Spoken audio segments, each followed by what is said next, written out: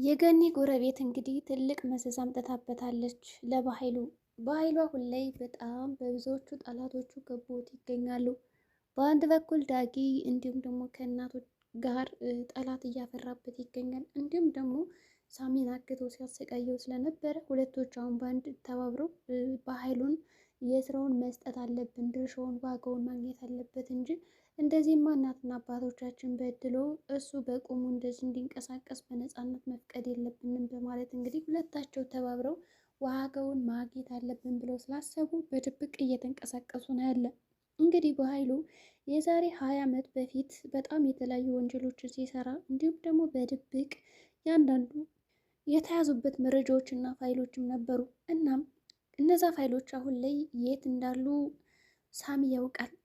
ስለ ዳግም አባት አሟሟትም ያውቃል። በምን አይነት ሁኔታ እንደገደለው እና እንዴት ለምን እንደገደለውም አውቋል። ስለዚህ ይህንን ፋይል እንክፈተውና የዛሬ 20 ዓመት በፊት የሰራቸውን ወንጀሎች እያንዳንዱ ከከፈት ነው በኃይሉ አሁን ላይ እጅ ከፍንጅ ነው የሚያዘው እና እስር ቤት ከገባ ራሱ እንዳሁን በቀላሉ ሊወጣ አይችልም ብለው አስበዋል። እናም የመጀመሪያ ስራቸው እንግዲህ ማድረግ ያለባቸው ነገር ምንድን ነው? የዛሬ 20 ዓመት በፊት ያለውን ታሪክ እያንዳንዱ ፈንቅለው ጎርጉሮ ማውጣትና እንዲሁም ደግሞ የዳግም አባት ለምን እንደሞተ ማወቅ ይፈልጋሉ። እናም ዳጊ ወደ እናቱ ቤት ከመጣም በኋላ እናቴ አባቴ ለምን እንደሞተና እንዴት እንደሞተ መናገር አለብሽ፣ ይህ በጣም አስፈላጊ ነገር ነው።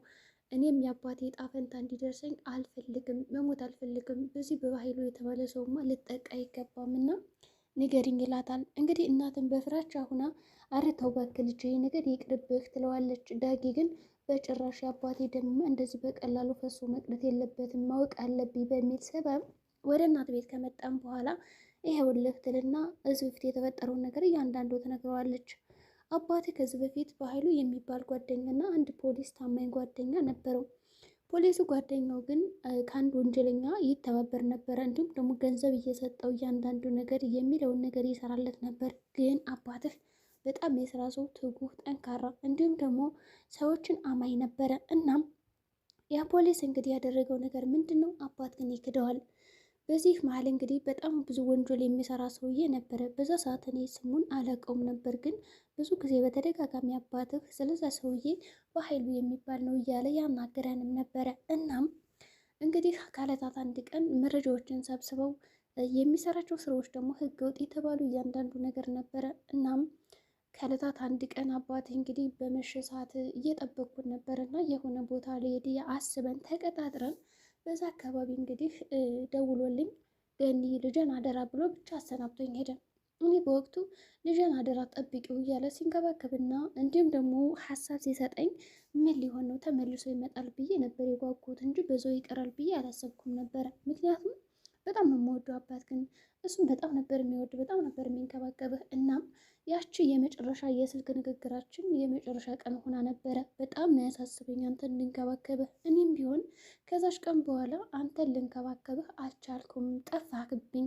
ልክ አባት ግን እንደገደለው ይሄ ሰውዬ አንተንም ቢሆን ሰረቀኝ። ከዛ በኋላ እኔ ህይወቴ በጣም ከባድ ሆነ። በጣም በቃ እንደ ድል ሆኖ እንግዲህ ብሌንን ጣልልኝና ብሌን ደግሞ እንዳጋጣሚ ወደ ህይወቴ ገብታ የጨለመውን ባዶ ተስፋ የነበረኝን ህይወት አዲስ ህይወት እንድኖርና አዲስ ተስፋ እንዲሁም ደግሞ አዳዲስ ነገሮችን እንድሞክር አድርጋኝ አኖረችኝ እስከዛሬ እንጂ ያለሷማ መኖር አልችልም ነበረ። እናም ይህንን ሰውዬ ዋጋ መስጠት አለብን ትለዋለች። በሌላ በኩል እንግዲህ አሁን የገኒ ጎረቤት ሁሉንም ሚስጥር አውቀበታለች የበኃይሉን። ስለዚህ በኃይሉ ከዚህ በፊት የሚሰጣት ገንዘብ በጣም ትንሽ እንደነበረና እንዲሁም ደግሞ አሁን ላይ መስጠት ያለብህ ገንዘብ በጣም ብዙ ገንዘብ መስጠት አለብህ እንጂ ትንሽዬ ገንዘብ ብቻ ማታለይ ዝም አትልም። አንተ አሁን ላይ ያወቅኩትን ሚስጥር እያንዳንዱ ለፖሊስ እጅ ባመለከትና ፖሊሶቹ ቢሰሙህ በእርግጠኝነት እጅ ከፍንጅ ተይዘህ እንዲሁም ደግሞ በዛው በቃ ትቀራለህ እንጂ አትመጣም፣ ወደ ቤት ራሱ ተመልሰህ አትመጣም። እናም በዚህ ምክንያት እንግዲህ እያንዳንዱ ነገር ማድረግ አለብን። ሲጀመር ደግሞ ምን መሰለክ አሁን እኔ ያልኩን ገንዘብ ካላገኘህ አንደኛ ደግሞ ያቺ አስቴር ነው አልማዝ የምትባለውን ሴትዮ ምን እንዳደረካ ታውቃለሁ። እንደገና ደግሞ ያችን ሴትዮ እኔ ፈልጌ ማግኘት እችላለሁ በቀላል መንገድ። ስለዚህ ሁለትም በቃ እህትክንም እያንዳንዱ ነገር ማድረግ የፈለግካትን ነገር አውቃለሁ። ብቻ ግን በአጭሩ በጣም ብዙ ገንዘብ ብትሰጠኝና ከኔ ጋር ብትስማማ እየተሻለ ነው። ያለዛ መጨረሻ በጣም የከፋ በጣም አስጊ በጣም አጓጊ እንደሚሆን ግልጽ ነው ብላ ታስፈራረዋለች። እናም በኃይሉ ይቺ አሮጊት እንዴት ነው የዛን ሰዓትማ በጣም ተሳስቻለሁ።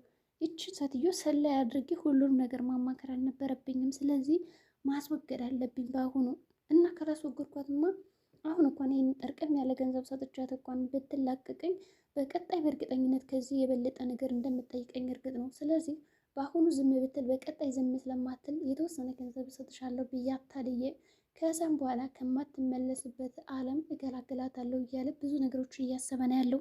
እናም የእሱ ሀሳብ ምንድን ነው? በአጭሩ አሁን ይችን ልጅ ምንድን ያደረጋት? እሺ ይልና ገንዘብ ሊሰጣት ይስማማና ከዛ ባዶ ቦርሳ ይዞ እያንዳንዱ ወደ ቀጠራት ቦታ ይሄዳሉ። ከቀጠራት ቦታ ግን የወሰደው ብቻውን አልነበረም። ከጀርባው እንግዲህ ያው ዘበኛውን ወይም ደግሞ ጋርዱን ይዞ ነው ሄደ። ይህ ጋርዱ ደግሞ ምን ማድረግ እንዳለበት እያንዳንዱ ነገር ተነግሮታል። ይችን ሴትዮ አፍነት ወስዳትና ታግታታለህ። ከዛም በኋላ ከዚህ በፊት እንግዲህ ብሌንን የፈለግካትን ነገር አድርጋት ብዬ ነግሬ ነበረ፣ ግን አንተ ልታሳካው አልቻልክም። በአሁኑ ግን ይቺ ሴትዮ አመለጠች ማለት ህይወቴ ተመሰቃቀል ማለት ነው። እናም እንደምንም አድርገህ ይችን ሴትዮ ከዚች ዓለም አስወግድልኝ ይለዋል። እንግዲህ ያ ሰውም እሺ ችግር የለውም በማለት ልጅቷን ይዛትና ያፍናትና ወደ ተባለበት ቦታ ሄዳል። የገኒ ጉረቤት ተቆጨች። ወይኔ የገኒ ጉረቤት እንደው ይቅርበኝ፣ ሚስጥርሽን ለማወቅ እንዲሁም ደግሞ የተሻለ ገንዘብ አገኛለሁ ብዬ ህይወቴ በአጭር ሊቀር ነው። አሁን ገና እኮ ወጣት ነኝ። እንዲህ ምን አለን ምን አቅረብ ያለበኝና ነው ይህን ሁሉ ነገር ንገሬ ብዬ አስጨነኳት። ብቻ ፈጣሪ ወይ ይቅር በለኝ እያለች እንግዲህ ጸሎት እያደረገች ነው ያለችው። ገኒ ደግሞ ጓደኛ ጥሩ ሰው መስላት ነው ሁሉ ነገር ያማከረቻት። ያው አለ አይደለም በአጭር መንገድ ሀብታም ልሆን ማለት እንግዲህ መጨረሻው ልክ እንደ ገኒ ጉረቤት ነው የሚያደርጋችሁ ማለት ነው። ቃልም ቢሆን እንግዲህ ሳሚ እየደበደባት ነበረ። ሰው በዚህ መካከል እንግዲህ ሰላም መታ ለምንድን ነው ልጅን የምደበደባት ስትለውም ነበረ። እሱም እንግዲህ ልጅሽ በጣም አስመሳይ ናት፣ ይቺ ያንቺ ልጅ አይደለችም፣ ትክክለኛ ልጅን ፈልጊ፣ ይሄ የወንድምሽ እቅር ነው ብሎ ነግሯትም ነበረ። ግን የሚያሳዝነው ነገር ሰላም አላመነችውም። እኔ በወንድሜና እንደውም በቃ በዚህ ነገር እርግጠኛ ነኝ፣ ምንም አይሸውደኝም፣ ወንድሜ አምነዋለሁ ብላ ነው የምታስበው። እሱ ግን የሚገርመው ነገር እንደዛ ሊታመንላት አልቻለም። እሷ ብዙ ነገር እየጠረጠረችለት፣ ብዙ ነገር እየተመኘችለት፣ ብዙ ነገር እያሰበችለት እንኳን ምንም አይነት ግዴታ እንዲሁም ደግሞ ዳንታ ቤት የለውም። እናም ከባህሉ ፊት ለፊት ነበረ ልጆች አይደለም ብሎ የነገራት ግን በኃይሉ በጣም እያጉረጠረጠበት ነበረ። ሰው ዳጊም ነበር ፊት ለፊቱ። ቃልም አረ እናቴ እኔ ልጅሽ ነኝ ብላ መንገድ ላይ ትወድቅና በቃ ታሳምናታለች። አይ እኔ ነኝ እንጂ ትላታለች ማለት ነው። እና ብቻ ግን ብዙ ነገሮች ነው ሲያደርግ የነበረ። ከዛ ተጨማሪ ደግሞ ያደረገችው ነገር ምንድነው? በቃ ወድቃ መሬት ላይ እኔ እናትሽ ነኝ ከፈለግሽ ምርመራ አስኬጅ ትላታለች። ከዛ ምርመራ ለማስኪያድ እንግዲህ እሺ በማለት ማለት ነው ሰላምን ወደ ቤት ይዘግብታለች። በሌላ በኩል ሄለን አሁን ላይ መረጃ ካልገደልኳት እያለች ነው ያለችው። ቃል እንግዲህ ይህን ነገር የምታሳካ ይመስላችኋል? መርዛ ትገላታለች ወይስ ደግሞ እንደው ጓደኛ ስለሆነች አሳዝና ትተዋታለች? ምክንያቱም በሷ ምክንያት ነው እንደዚህ የሆነብኝ። በኃይሉ ምንም ሊነግራት ፈቃደኛ አልነበረም።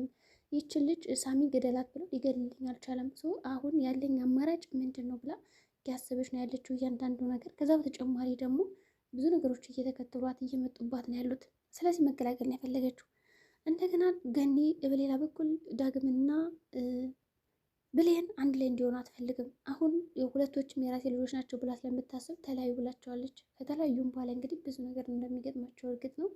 ቃል በእርግጥ ደስታ ነው አሁን እነሱ ሁለቶች ቢለያዩ፣ ምክንያቱም ስለምትፈልገው እኔ በሰላም ሳልኖርማ አንተ ደስታ እንድታጣጥም አልፈልግም ትለዋለች። እና ሳሚ አሁን በኃይሉንም መበቀል ይፈልጋል። ቃልንም ስላስደበደበችው እንደዚሁ እንደገና ደግሞ የሰላምን ሀብት የራሱ እንዲሆን ይፈልጋል። እና ከዚህ በፊት የጠፉት ቤተሰቦቹ በሱ ምክንያት እንደሆነ ካወቀም በኋላ ብዙ ነገሮችን እያደረገ ይገኛል። ስለዚህ ዳግምና ሳሚ በድብቅ የሚሰሩት ስራ አለ። እስካሁን ከቃል ጋር ነበረ። ቃልን እንግዲህ ከጨዋታው ውጭ አድርገዋታል። ጨዋታው ተጀምሯል። ግን ደግሞ ማን ያሸንፋል? በኃይሉን እስር ቤት ያስገቡታል ወይስ ደግሞ በኃይሉ በተቃራኒው ሳሚን እንዲሁም ደግሞ ዳጊን እስር ቤት ያስገባቸዋል? እንዲሁም የዳጊን አባትና የሳሚን ወላጆች እንዳጠፋቸው እነሱንም ሊያጠፋቸው ይችላል። ገኒ በጣም ተጨንቃ ነው ያለችው። ሰላምን ቢሆን ግራ ግብት ብሏታል። ወንድሜ ይህን ያክል ጨካኝ ሰው አይደለም እያለች አሁን እየተከራከረች ነው ያለችው። ግን እውነታውን ስትሰማ እንዲሁም ደግሞ ስታውቅ ምን ሊሰማት ይችላል? ብቻ ግን በጣም የሚያሳዝን ነገር እንደሆነ እርግጥ ነው። ከዛ በተጨማሪ አሁን ላይ ገኒ በጣም ደስተኛ ናት። ሁለት ልጆች አስባ ስላሏት ማለት ነው። ሰላምም ቢሆን ጥርጣሬ ውስጥ ናት። የቃል ነገረችማ ልጅ አይደለችም ይች ግቡ ብቻ አረመኔ እንዴት ነው የኔ ልጅ የምትሆነው እያለች እንግዲህ ውስጥ ብላለች።